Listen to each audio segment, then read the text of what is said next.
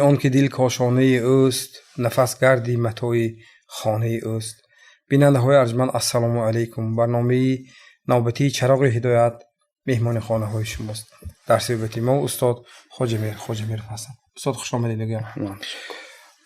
بیننده های ارجمند، ما این نوبت تصمیم گرفتیم در مورد آن مسئله مهمی که امروز همه ما و شما سر آن توجه داریم و واقعا هم همیشگی اندیشه میکنیم که این از کجا است و چی کار باید کنیم در مورد پیشگیری از بیماری، آن بیماری هایی که امروز در روی جهان سر زده است، مخصوصا همون ویروسی کرونا ویروس میگن، یعنی کووید 19 که امروز اگر کدام رسانه را خوانید، تماشا کنید یا شنوید، حتما از این موضوع سخن میکند، چون آن در مورد سلامتی انسان است، در مورد پیشگیری است. و ما با همراه استاد تصمیم گرفتیم در این موضوع نیز یک برنامه را مطرح کرده باشیم که در این مورد تعلیمات دینی مبین اسلام چی گفته است. اصلا در تاریخ قریب 1,500 ساله ظهور دین مبین اسلام، در این طول تاریخ دور و دراز بودن حالت‌هایی که انسانیت با همین گونه حالت‌ها، با همین گونه بیماری‌ها، با چنین وباها سر و کار گرفته باشد و رفتار چگونه بود.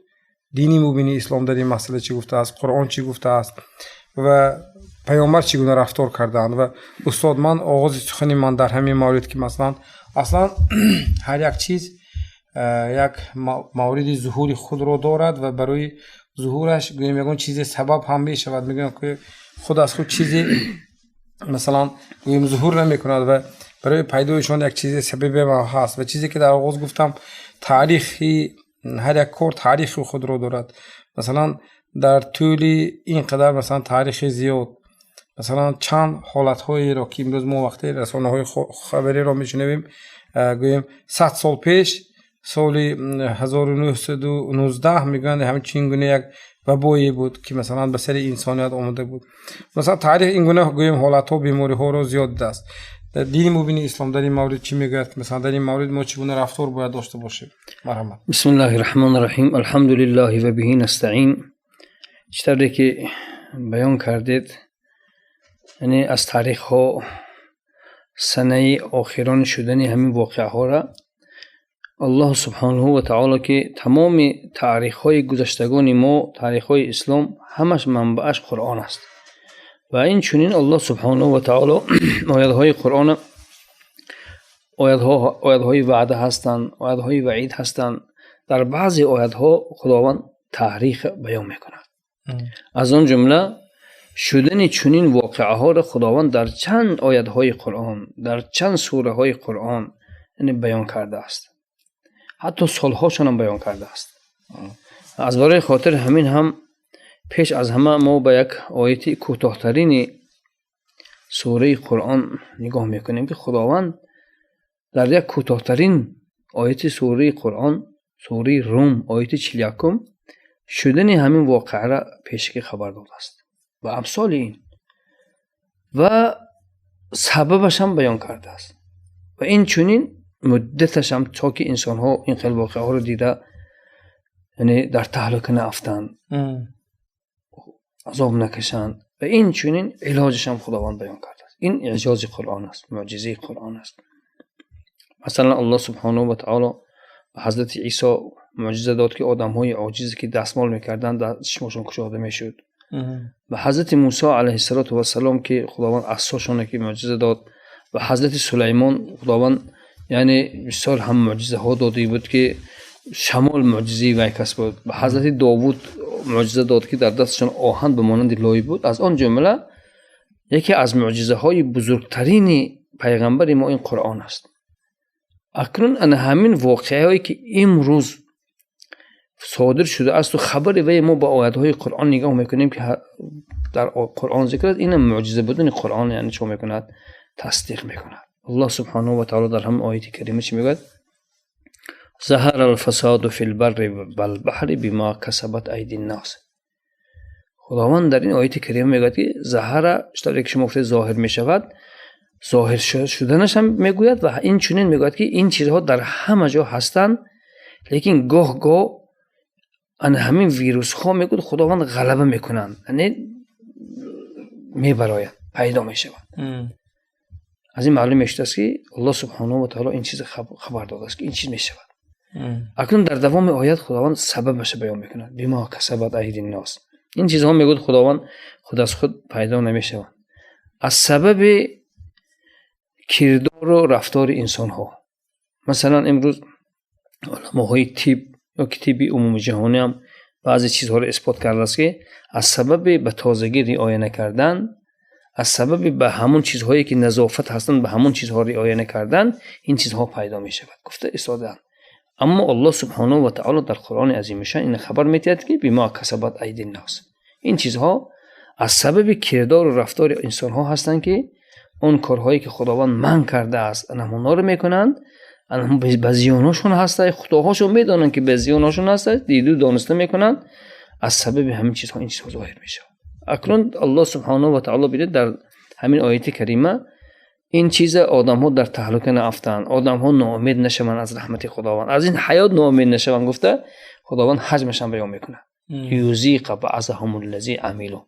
خداوند میگوید که این چیزها میگوید یعنی یک چیزهایی هستن که ما یک مدت معین به واسطه این چیزها ما شما را آگاه میکنیم لعلهم یرجعون. الله سبحانه و تعالی در همین آیت کریمه یعنی شفاشم دواشم بیان میکنه. میگه که شاید که شما همون کمبودی های خود که بودن، خواهی که تا تازگی رعایت نکردید یا که دیگر جریمه هایی که خداوند و را منع کرده بود و شما مرتکب شدید، از سبب کردن همونها میگه خداوند شما ها را آگاه کرده بود، شاید که شما توبه کنید، همون کمبودی های خود اصلاح کنید. از این معلوم میشه که این چیز امروز در تمام دنیا را به واهمه انداخته است. الله آفریدگار این زمین هست، این زمان هست، مالک این موجودات هست. خودش صراحتا در قرآن میگوید که این سبب هلاکت شما نیست، این سبب آگاهانیدن شما که شما ها را میگه خدا ما چاکار کنیم، آگاه کنیم که شاید که به همین چی کنید، به همین سوی الله گردید، از کردار خود یعنی پشیمان شوید. گفته خداوند در کوتاه‌ترین آیت قرآن یعنی بیان کرده است. به امثال این بسیار این واقعه شدگی هستند. مثلا یکی از واقعه شدگی یعنی سالی که پیغمبر صلی الله علیه و سلم به دنیا آمدن که در قرآن سوره فیل است، یک سوره با نام فیل است. الم تر کیف فعل ربک باصحاب الفیل.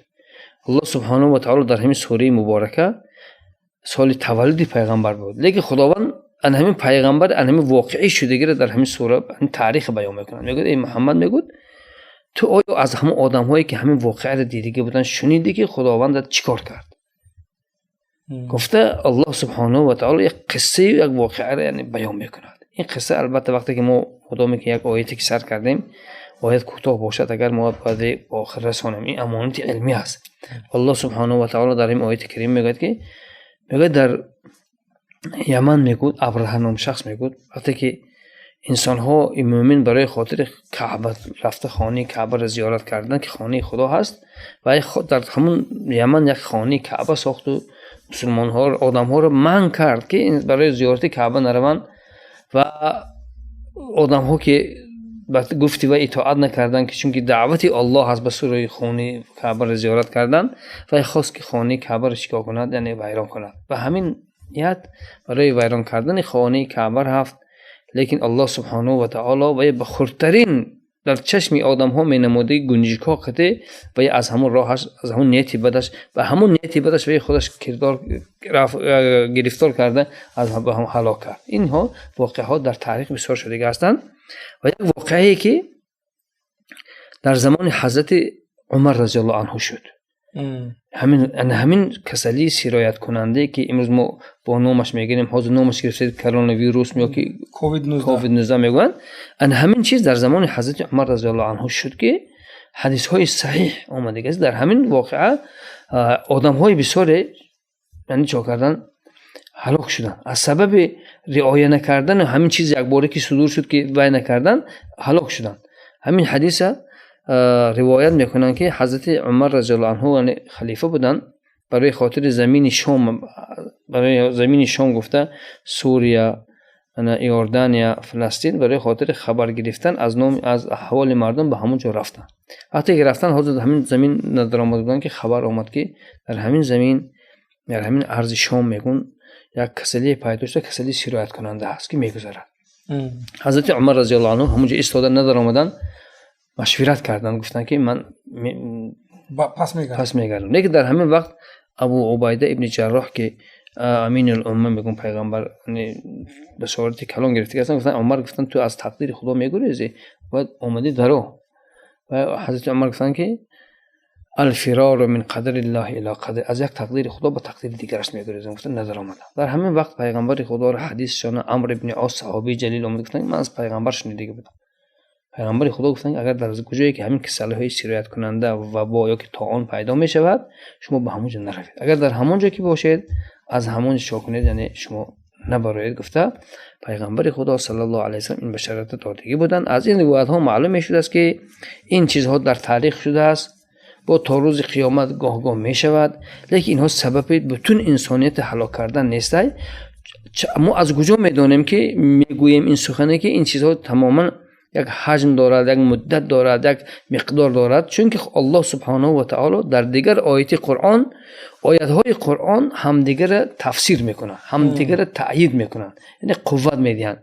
الله سبحانه و تعالی برای خاطر قوت دادن این آیت کریمه در سوره فاطر خبر داده است که اگر میگوید خداوند ما انسان ها را از روی کردارهاشون، از روی گناهاشون گفته وایها را عقاب کنیم، در روی زمین یگان کس نمیماند.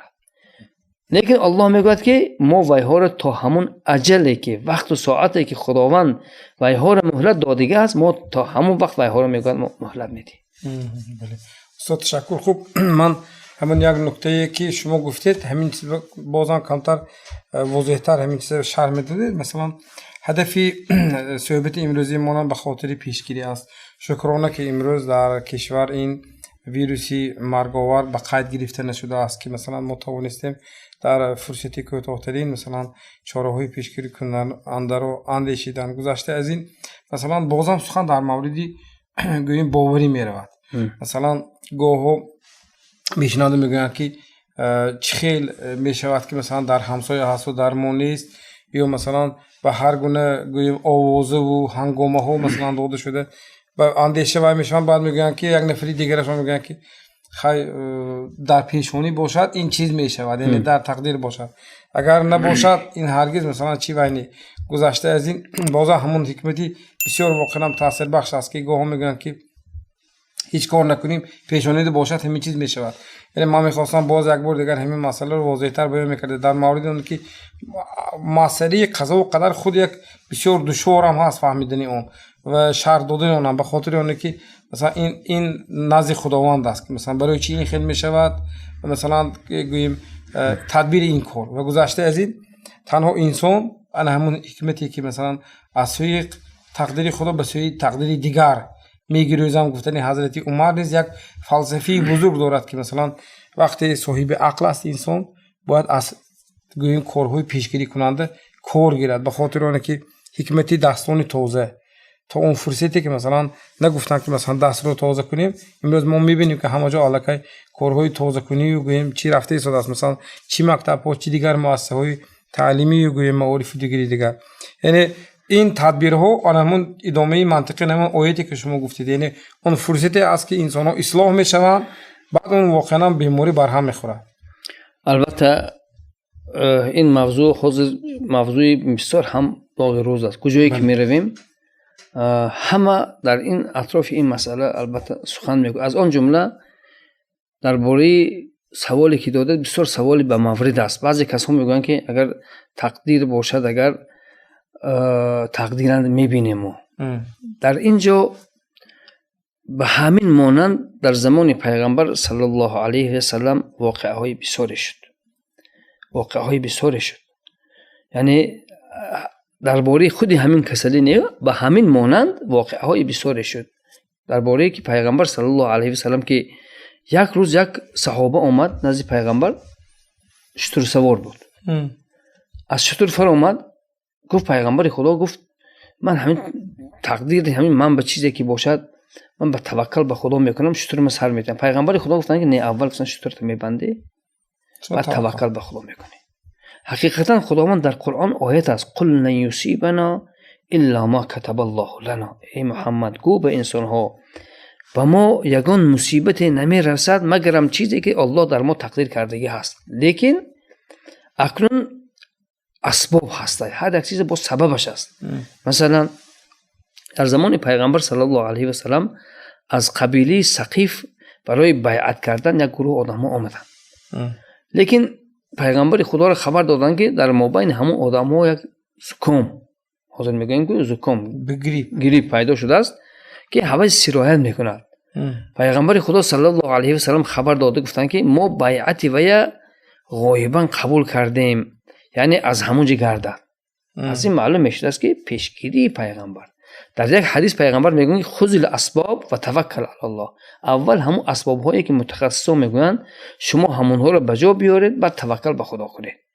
امروزه چرا در دیارهای همسایه هست در ما نیست میگویند؟ انما آیتی که ما گفتیم انما آیت دلیل شده میتواند که خداوند میگه لیوزی قبعضهم الذی.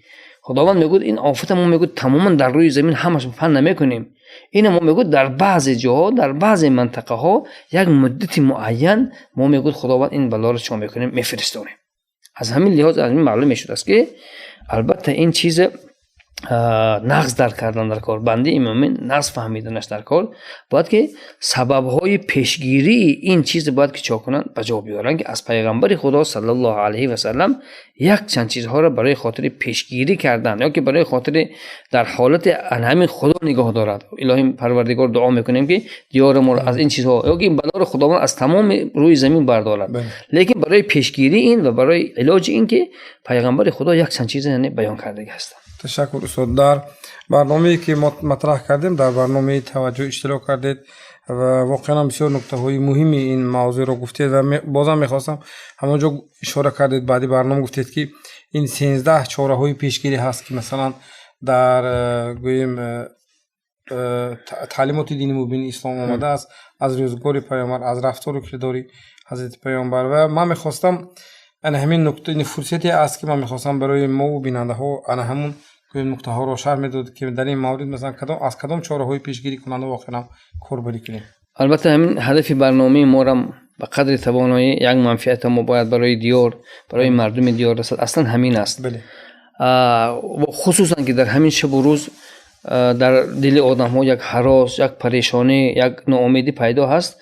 لحظه هم که باشد از روی آیات های قرآن، از آیات حدیث، از طب نبوی و از گفته های پیشوای مذهب خود ان شاء الله بعضی چیزهایی که گفته هستند بیان میکنیم. یکمش همین که یکی از صحابگان جلیل نزد پیغمبر نشستگی بود. پیغمبر خدا ان همین واقعه ها رو شدنش بیان کردن.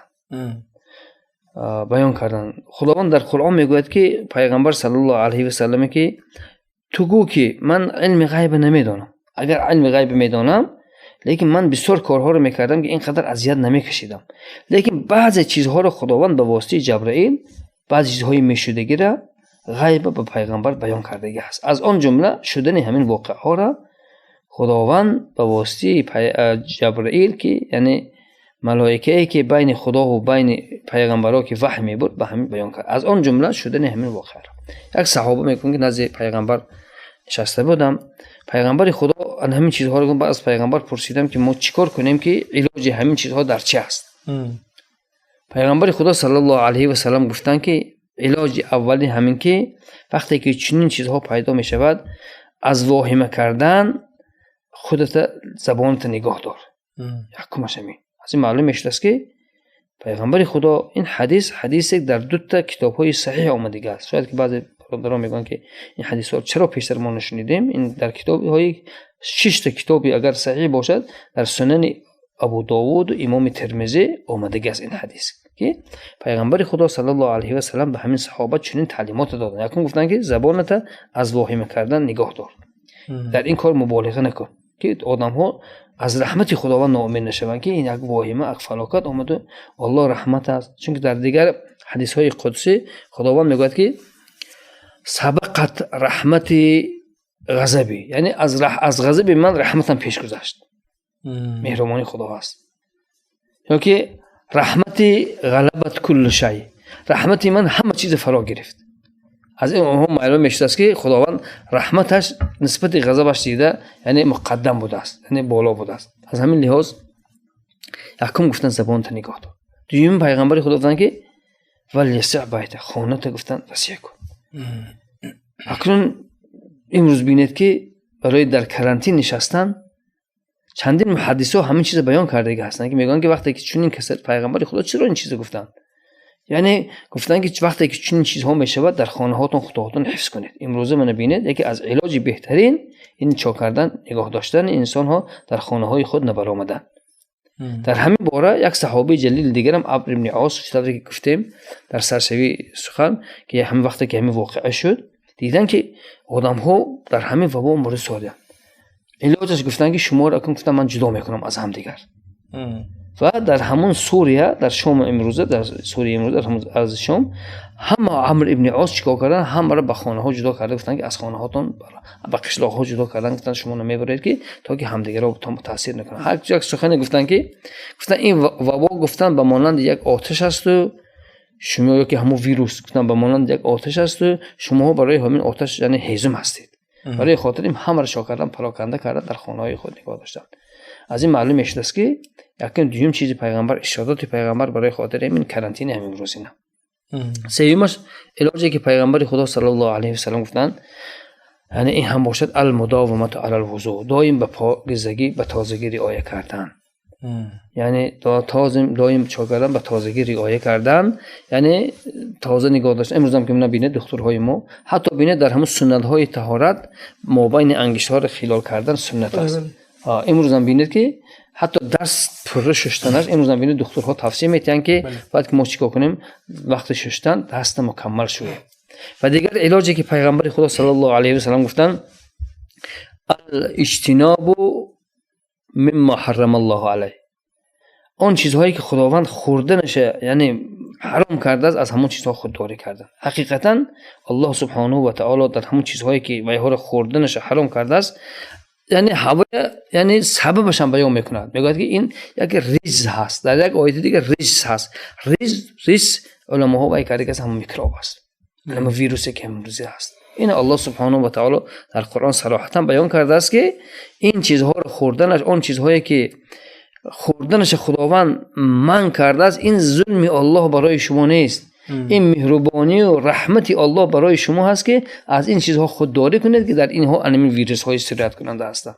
امروزه الان خود علماهای طب اثبات کرده هستند که یکی از سبب‌های پیدا شوی همین چیزها به تازگی رعایت نکردن، کرانتین به رعایت اطاعت نکردن و این چنین یک چیز دیگر همش از سبب واهمه کردن و این چنین از چیزهایی که خداوند حرام کرده است تناول کردن همون چیزها را سبب پیدا شوی همین چیزها گفته علماها چا کردن، یعنی اثبات کرده هستند. و این چنین الله سبحانه و تعالی در این باره بسیار چیزهای دیگر بیان کرده است که پیغمبر خدا صلی الله علیه و سلم اون چیزها را بیان میکنه. یک چیز همین که یعنی صدقه و خیرات کردن، یعنی به احوال بیچارگان و شخصانی که یعنی در حالت حرج هستند، فقیر هستند، یعنی هوایها را چا کردن، هوایها را یعنی از همون مشقت در آوردن که خداوند خودش وعده کرده است که مادامی که بنده من یک بنده دیگه ما یعنی در حالت احتیاجمند یاردم میکنند و بنده من یاردم میکنم.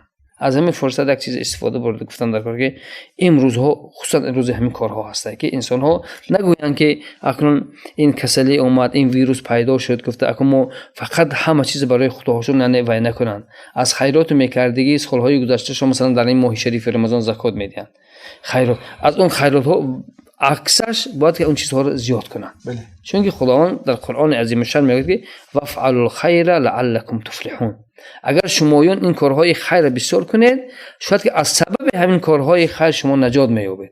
در همین باره امروز باید که اوکی مثلا بعضی چیزها را اکن چیزهای حق خودهاشون است، اون چیزهایی که مسئولیتشون در دستشون است همون چیزها را حق دیگرها را از خود نکنند.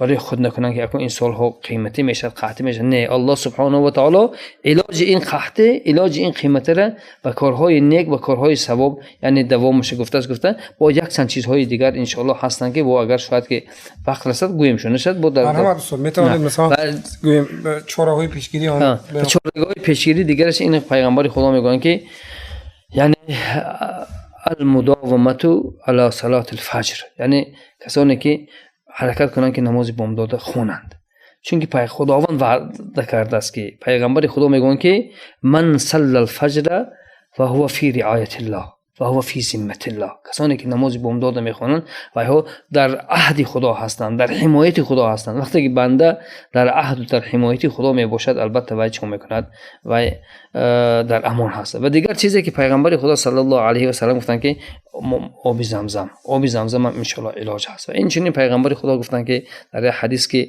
کسانی که با چنین الهی پروردگار یکون کس گرفتار نشود، با چنین کسانی بیمار میشوند و گرفتار میشوند و البته حجامه کردن، یعنی خون آلش کردن، خون گرفتن و این چنین سیاهدانه گفتگی، یعنی چیز از حبت و سودا که از گذشتگان ما در بالای نان ها میزنن، یعنی سیاهدانه که پیغمبر خدا میگن که کسانی که همون سیاهدانه رو خوردگی باشد حتی زهر مار میگن زهر گژدان به ویها تاثیر نمیکند. حدیث صحیح هست. و این چنین دیگر چیزی که هست، این البته خرما هست که یک نوع خرما هست که در مدینه میشه، ولی که علماها همه اتفاق کرده هستن که همون خرما رو همش کدامش که در خواهی در مدینه میشه خواهی در دیگر جایها میروید، همون خرما استفاده بردنی همون البته همون خرما هست. و یک علاج دیگهش پیغمبر خدا صلی الله علیه و سلم یک دعایی گفتن که همین دعا را یعنی وظیفه کردن، یعنی دعا هم که باشد البته این چیز بسیار الحمدلله امروز در درهای مسجدها زدگی هستند، در دیگر جاها زدگی هستند که اللهم انا نعوذ بک من البرص والجنون والجذام و من سیء الاسقام. همین دعای پیغمبر صلی الله علیه و سلم است. و چیزی دیگری که پیغمبر دادن تعلیم دادگی هستند برای پیشگیری کردن همین، یعنی دعاهایی که پیغمبر خدا سحر میخواندند و شام میخواندند. این دعاها هم میدونن آسان هست، یعنی خواندن آیت الکرسی، سوره قل اعوذ برب الفلق، قل اعوذ برب الناس، یا که بسم الله الذی لا یضر مع اسمه شیء فی الارض ولا فی السماء. خواندن همین دعاها را ان شاء الله پیغمبر خدا صلی الله علیه و سلم بشارت میتند کسانی که همین دعا را خوندگی باشند خداوند و ایها را از چیزهای زیان کننده یعنی نگاه می‌دارد. تشکر برای شرح این موضوع. در انجام هم می‌خواستم یک نکته را به شکل خلاصه بیان کرده باشید. بسیار مضمون خوب گفتید واقعا، یعنی به تهلکه داده شدن هرگز راه نجات نیست، راه حل مسئله نیست. مثلا که مثلا به تهلکه داده شده وهم زیر کرده ترسیدن که مثلا چی میشود در حالی که وای چیز نیست. گذشته از این مثلا به هر گونه آوازه و خبرهای بردروغ اون چیزی که ندیده است، مثلا شما چگونه باور میکنید در حالی که به چشم خودتان ندیدید. یک قاعده اساسی کسبیتی مهم نیست همین گونه است که وقتی اطلاع می آید ما باید منبع های اطلاع رو باید جستجو کنیم از کجا آمده است و این منبع معتمد است یا غیر معتمد، یعنی اون نفری که گفته است و راست گفته است و چشم خودش دیده است. یعنی نبودن اطلاع صحیح زاینده اطلاع بردروغ می شود و شنونده اون پیش از همه به تهلکه داده می شود. یعنی من میخواستم در انجام یک اندازه همین نکته رو نتیجه گیری کرده از صحبت امروزی ما که هدف اون پیشگیری است. هرگز مردم نباید به تهلکه داده شود، چون تهلکه روی حل مسئله نیست. بعضی چیزهایی که برای منفعت جامعه باشد و تکرارش از منفعت خالی نیست. بله. برای همین خداوند در قرآن عظیم شان میگه فذکر فان الذکر تنفع المؤمنین. پیغمبر صلی الله علیه و سلم میگه که تو یک آیت یک بار گفتی در یک جا و یک من دوباره تکرار میکنم، نه، این ذکر الله را کردن از منفعت خالی نیست. از آن جمله ما یک آیت شاید که پیشتر هم گفتگی بدیم، خداوند در قرآن عظیم شان در سوره بقره در آیتی که انسان خودشون به تهلکه ناندازن صراحتا میگه که ولا تلقوا بأيديكم الى التهلكه، شما دستهای خودتون که خودتون تهلکه به اندازید. گفته الله سبحانه و تعالی در قرآن عظیم شان بیان میکند که نیز در فتوای مرکز شورای علمای دینی ولایت هم همین آیت طبق همین آیتی کردیم فتوا برآوردن. این آیت در سوره بقره در آیت 195 و درباره اون شخصانی که چنین خبرها را پهن میکنند و چنین خبرها را قبول میکنند هم الله سبحانه و تعالی در چندین آیات ها بیان کرده است. از آن جمله در سوره حجرات خداوند میگوید که یا ایها الذین آمنوا ان جاءکم فاسق بنبأ فتبینوا. ببینید که الله سبحانه و تعالی زیان خبر دروغ، زیان تهلکه را چقدر وای هست که پروردگار در یک آیت کریمه صراحتا بیان میکند. ببینید که در آیت اول که ما گفتیم خداوند سبب پیدا شوی این چیزه، علاجش و این چنین حجمش گفته که در آیت کوتاه‌ترین، اما این در مابین مردم تهلکه انداختن، خبر دروغ برآوردن چقدر مهم است که الله سبحانه و تعالی در چند جای قرآن و این چنین در یک آیت خیلی هم نسبت آیت اول آیت طولانی آیت درست را بیان میکند. خداوند چی میگه؟ یا ایها الذین آمنو ان جاءکم فاسق، با یک لفظی بسیار هم شدید بیان میکند. میگه ای مومن ها، میگه شما فریفته سخنان آن شخصانی که سخن نادرست میبرن فریفته آنها نشید. چیکار کنید؟ البته دیگه از یک خبر میبرن فتبینو، الله سبحانه و تعالی امر میکند. امر بینید که نسبت خبر دیده امر از روی مصطلحات یعنی حدیث یا که تفسیر این یعنی عمل کردن وی یعنی فرض میشود. الله سبحانه و تعالی در این آیت فرض کرده است که تبینو، وقتی که شما به یک خبر میبرند شما همون خبر را تیز به زودی قبول نکنید، به خبر چیکار کنید؟ سنجید، فهمید. در همه خیل حالت چنین خبرها رو فهمیدن، سنجیدن یعنی فرض بود است. فتبینو، اکنون خداوند نسنجیده نفهمیده همون خبر قبول کردن زیانش هم بیان میکنن. ان تصیبوا قوما بجهاله، میگه شما این خبر قبول نکنید از سبب نسنجیدنتون، از سبب ندانسته قبول کردنتون شاید که شما سبب هلاکت یکچند قوم میشوید، یکچند آدم ها میشوید. حقیقتا امروز همین فتصبحوا علی ما فعلتم نادمین. من حاضر مثلا ما یک خبر خدا نگاه دارد در الحمدلله با شکر میکنیم که در کشور عزیز ما این چیز نیست. دعا میکنیم همه وقتی ماه شریف رمضان ماه قبول دعا است که دیار ما را از چنین آفت ها نگاه دارد. خداوند میگوید که اگر چنین ها را که کرده شما سبب هلاکت چندین انسان ها میشوید و ثانی پشیمان میشوید که وای پشیمانی الکی دیر شده است و وای پشیمانی سوده ندارد. بله، تشکر استاد برای شرح این موضوع. واقعا این یک هدفی سازمان دادن همین موضوع نیست، پیش از همه به خاطر پیشگیری است، به خاطر هشدار دادن به آن نفرانی که خبرهای ناسنجیده رو پهن میکنند و پیش از همه یک خبری ناسنجیده میتواند برای نفران دیگری که مثلا یک اندازه به همین مسئله با شبهه نظر دارند در دلشان هراس رو بیدار کرده باشد. بنابر همین چون اینجا استاد بسیار خوب بیان کردن، چون ما همه مردم مسلمان هستیم و پیش از همه از شوراهای پیشگیری کننده استفاده بریم و گذشته از این همیشگی در پی احتیاط خود و فرزندان و پیوندان خودمان باشیم. این برنامه چراغ هدایت بود. خیر، خانه آباد و سربلند باشید.